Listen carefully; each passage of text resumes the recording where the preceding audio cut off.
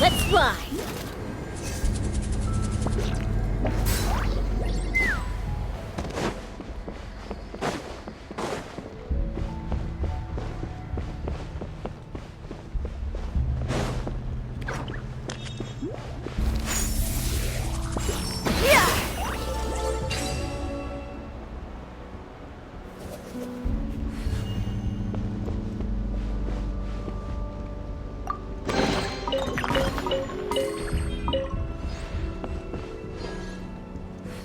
Take me up!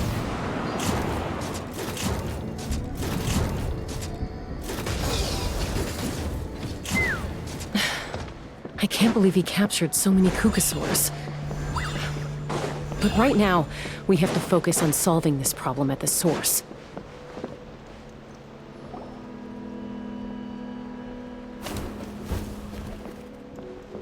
Looks like we've reached the center of the workshop. And still no sign of Koya's baby!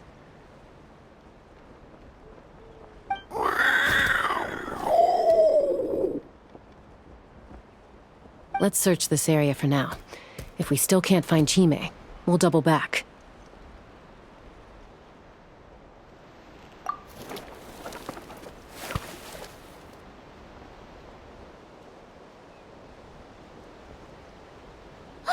Chasca, Traveler, come quick!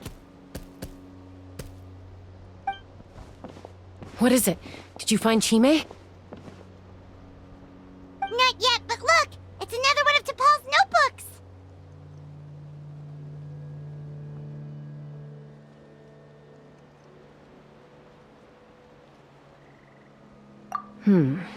All right.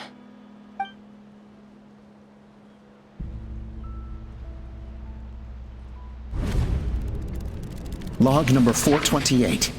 We decided to restart the experiments on phlogiston refinement, but without telling. This is the final obstacle to the success of the Phlogiston Wings project. We cannot fall at the last hurdle. Log number 436. Earlier today, suggested using Kukasaurs as an intermediary to extract refined phlogiston. It's certainly feasible, but... Anyway, as long as our secret experiment succeeds, I'm sure won't bring it up again. Log number 443. We will conduct the experiment tomorrow. But birthday is coming up, so hopefully we'll have a birthday surprise for her. Log number 444.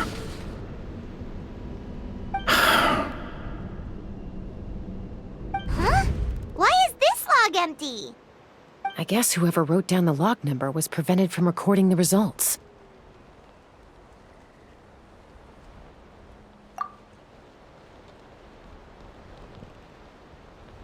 Log number 0. We lost many comrades in the accident. Among them are friends, lovers, and children. But we cannot stop now. We will keep their legacy alive and carry their dreams forward. As of today, we are scrapping the artificial refinement method. Instead, we will focus all our efforts on phlogiston extraction from live Kukasaurs. They are arrogant beasts whose existence in the wild serves no one but themselves. Their true worth lies in their sacrifice for the sake of human progress. To facilitate our operations, we will gradually move the airborne workshop closer to the Flower Feather clan, even as we continue to expand it. All this we do to create a world where the skies are for all of humanity to share. All this we do to make T'Pol's dream a reality. Given the way this is written, not to mention the fact that the numbering has started over from 0, it kinda sounds like this is someone new. Does that mean that T'Pol's already... There's also a letter tucked in the end of the notebook. It's from Puma.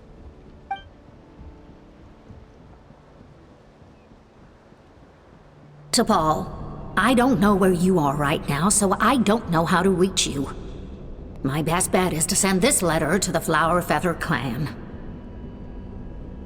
Your father is gravely ill. Oh, I know we've had our differences in the past, but he is still your father. Won't you come and visit him? Please. I know you never liked him and cared even less for me. All you ever yearned for is the sky. And your birth mother. But we'll still be waiting here for you if you do come back. This may be the last chance you'll get to see your father.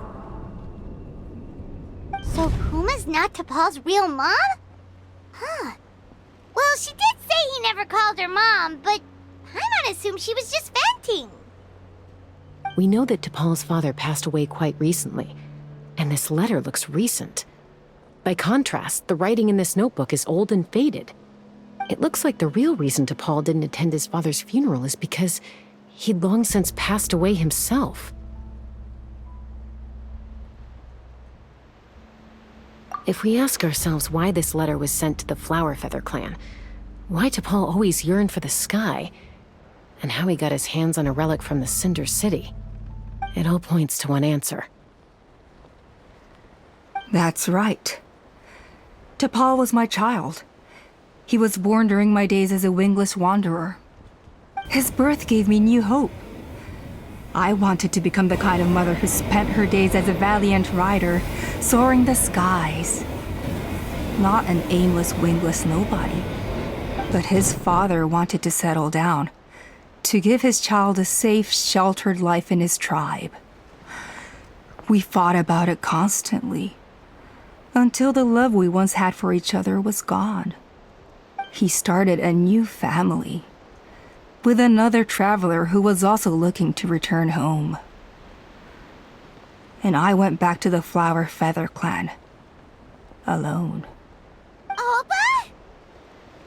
I had no idea that despite being raised among the children of echoes, my child still harbored dreams of the skies. Can you imagine, Chasca?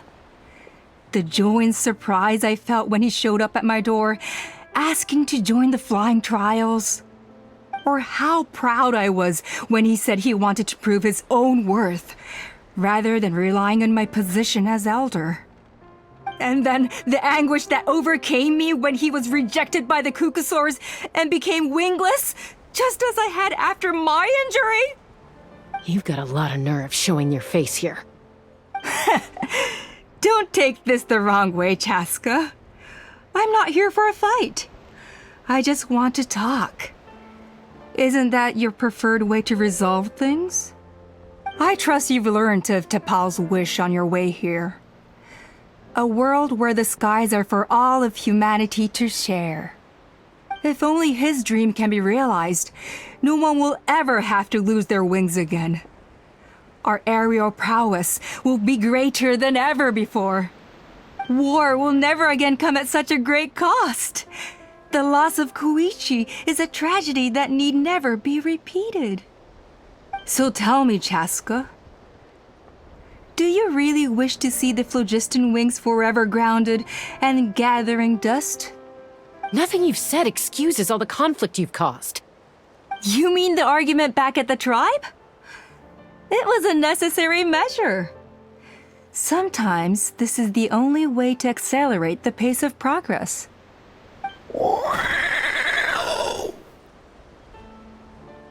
Is a mother harming her children when she coaxes them into swallowing a bitter pill? Of course not.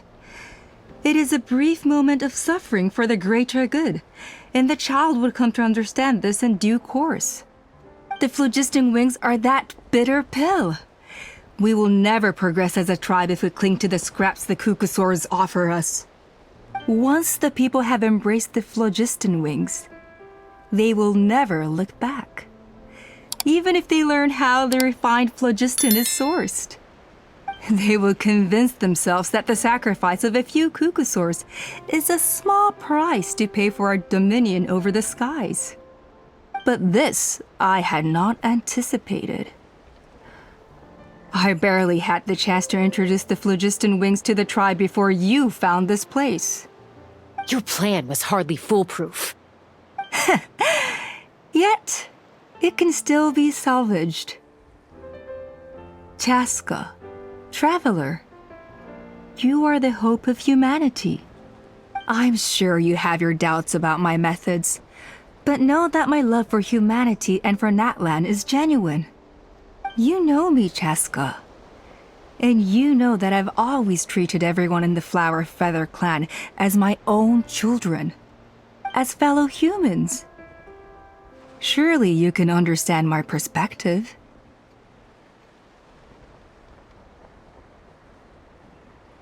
Hey, quit the quips! This is serious! Alpa, Natlan doesn't belong to humans alone. And truthfully, neither do I.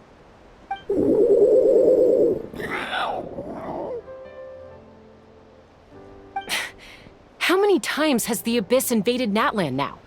And yet despite how much stronger it is than us, Natlan still stands as a nation of humans and saurians. Peace imposed by force will crumble in a matter of days, because social bonds are what hold a civilization together. Weren't you the one that taught me that? And yet you would break the bond we share with our saurian companions to take more power for ourselves? That's as stupid as hacking your own arm off to use it as a club. They are wild beasts, driven purely by instinct. How could they possibly understand human social bonds? How did someone like her ever become a writer?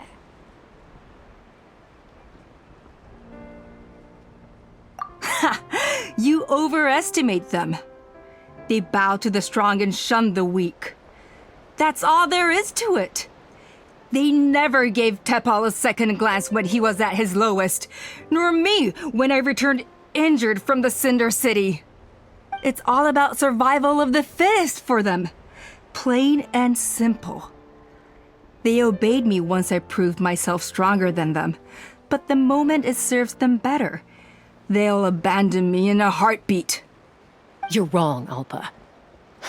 They only reject the wingless because they don't want to fly anyone to their death. Chasca, I will promise you this.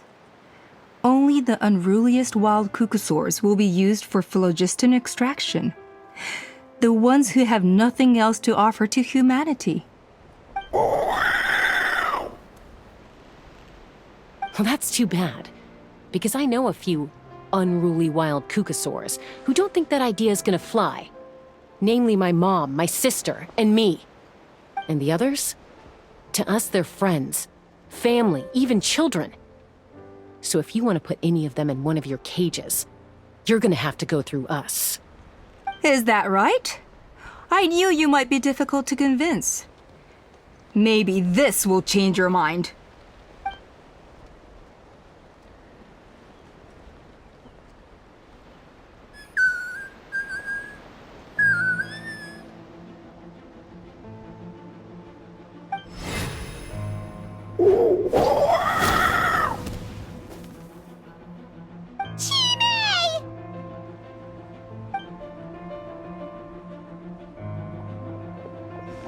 Alpa!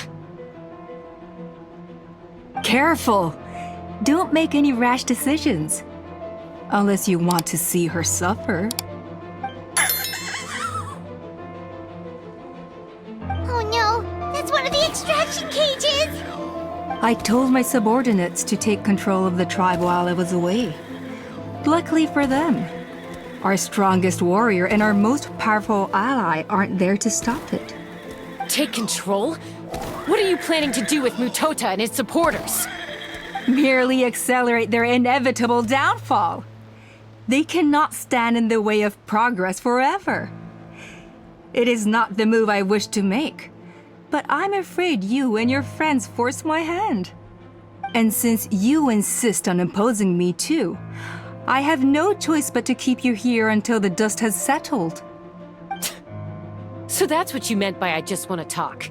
You never intended to negotiate. You just wanted to stall us. No, Chasca. I genuinely hoped I could win you over. You are the strongest warriors we have. Put down your weapons, and I promise you that no harm will come to this young Sarian. I just need you to stay here for the next couple of weeks or so, while my people consolidate their power. Then, I will give her back to you, and you'll be free to leave. As long as the majority supports our vision, even the Pyro Archon cannot meddle in our internal affairs. Your vision is deranged, and the Flower Feather Clan will never support it. You sure about that? Then wait here and see. Time will tell. What do we do? Even if the whole tribe fights back, Mutota's in grave danger!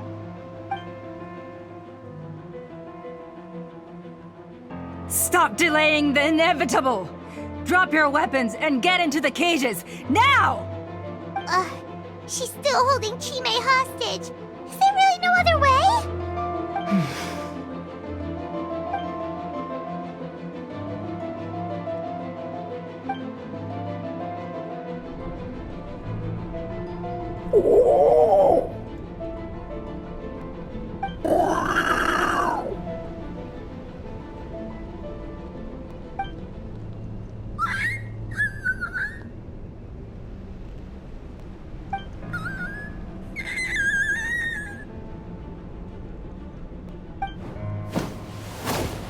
Koya? Huh? What are you yapping about? Stand down. Drop your weapons, now! This instant!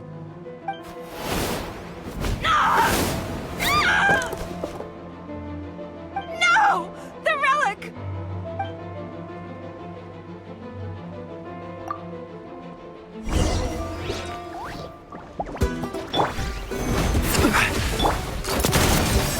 Proper send-off from the Spina with love. This is order. Laid bare. Give up, Alpha. We're negotiating my way now, and this ain't your strong suit. Just shut up! Hey, something's up with this relic! That's all I've...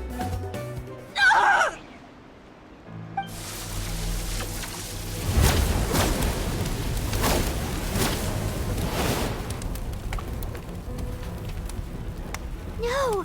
What is she doing? She'll bring us all down with her! But why? We stabilized the relic! Maybe it got damaged in the fight. If we don't think of something fast, this whole workshop is gonna fall apart. No. They're directly beneath us. My beloved tribe!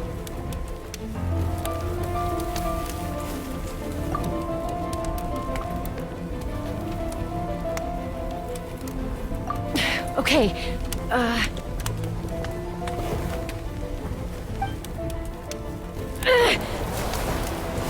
It's too powerful. This ain't a toy like last time. I don't think I can just throw it aside.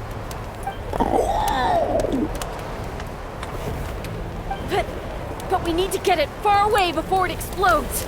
Then the tribe will be safe, and so will this workshop.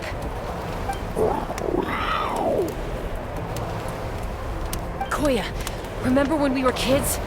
Come on, let's take this thing high up into the sky.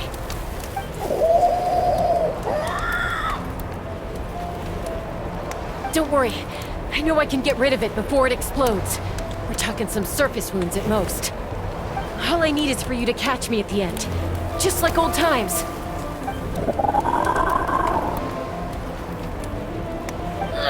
I can't hold it back anymore. We have to go! Don't be insane! Alpa! What are you... You're a fool, Chasca! Why would you choose such a risky solution? We cannot entrust the safety of our tribe to this wild Saurian! I'm the fool. You really think you can stand a better chance than me?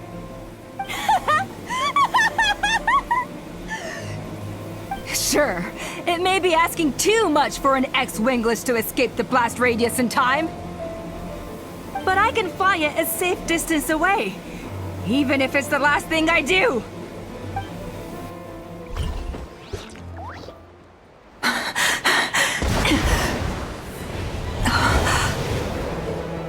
Here, this should be high enough to save the clan. What? You don't get to die a hero today.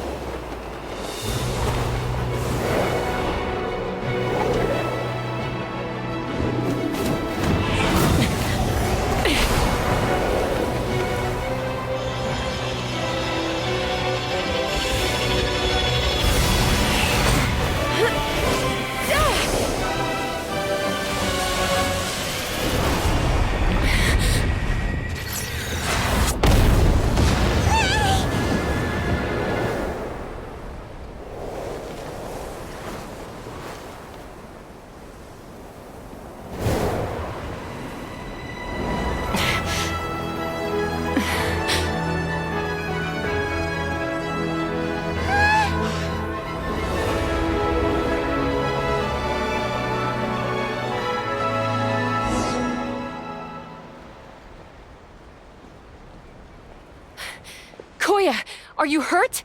Let me take a look at you. What do you mean, I'm fine? Didn't I tell you to catch me on your back? Why did you try to shield me from the blast?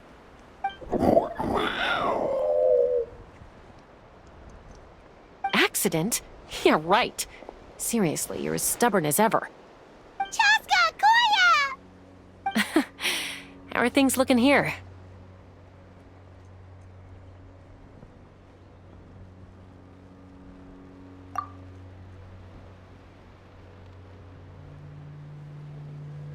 I think that's putting it mildly. I owe you one. Again.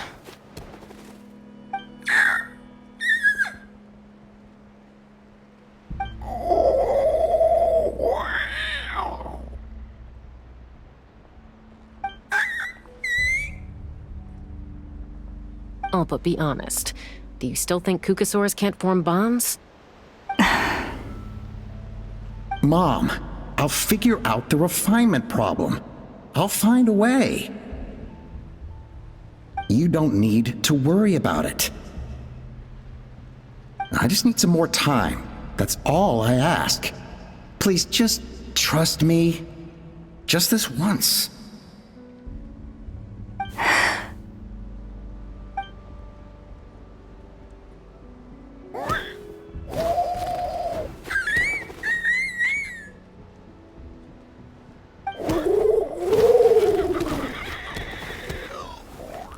The Flower Feather Clan yield to the strong.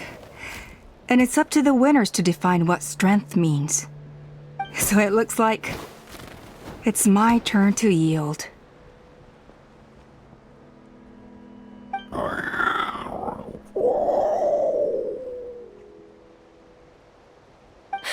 Koya! Koya!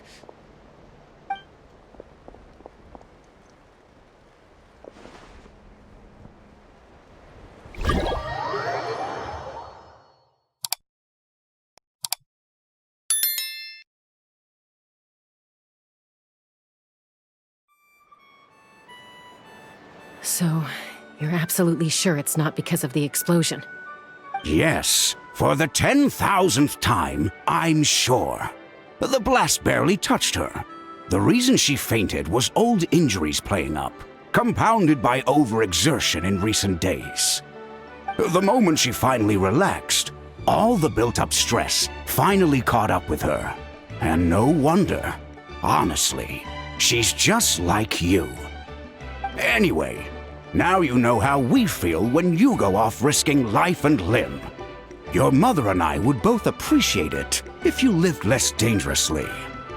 You know she wrote to me from the Masters of the Night Wind, just to scold me for not doing enough to keep an eye on you. If she wasn't so busy with work, you can bet she'd come back here and chew us both out in person. I'll find an opportunity to apologize to her. I promise.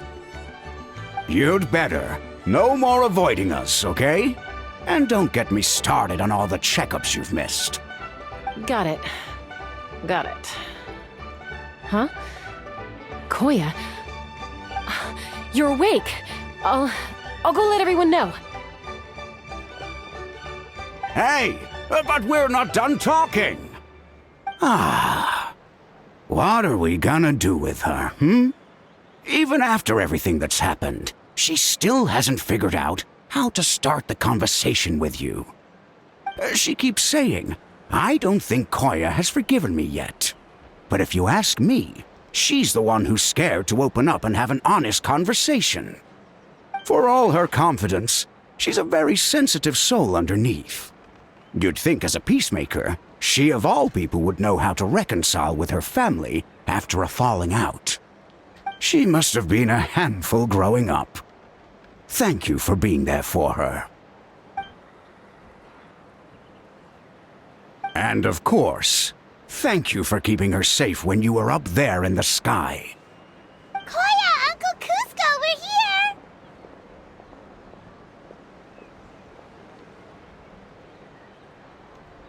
Ha! I was just telling her that she's not to go chasing danger with Chasca ever again. Cusco, I understand how you must feel. But it's all thanks to Koya and Chasca's efforts that the airborne workshop didn't come crashing down on our heads. Oh, Paimon almost forgot to ask. They didn't hurt you while we were gone, did they? Thankfully, when her co-conspirators tried to arrest me, I was out coaching Koya and Junan. The two of them were a huge help. They took care of things while I went around rallying the resistance. So, in the end, Alpa's would-be revolt didn't really get off the ground. And as it turns out, not all of the wingless want to see our dear Saurian friends replaced with phlogiston-powered gizmos. I'm so sorry you got mixed up in this, by the way. We should have caught on to Alpa's scheme sooner. We could have saved so many Kukasaurs from getting hurt. Most of the airborne workshop has now been dismantled. We've just left one small, harmless part intact, and repurposed it as a jail for Alpa and her cronies. Let's see how they like being locked up in a sky prison!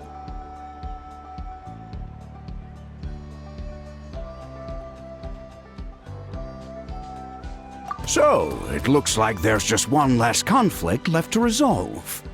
Peacemaker, you're up. I said I had to wait until things had blown over, didn't I? And now they have. But I still have no idea what to say. Koya, I just want to say, I'm sorry for how things went down back then.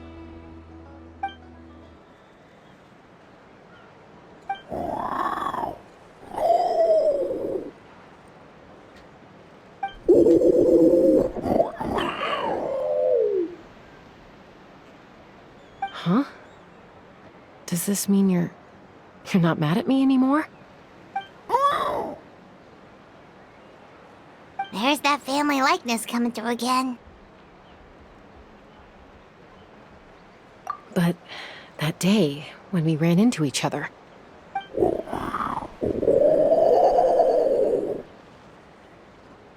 Huh? So then, when did you finally make your peace with it?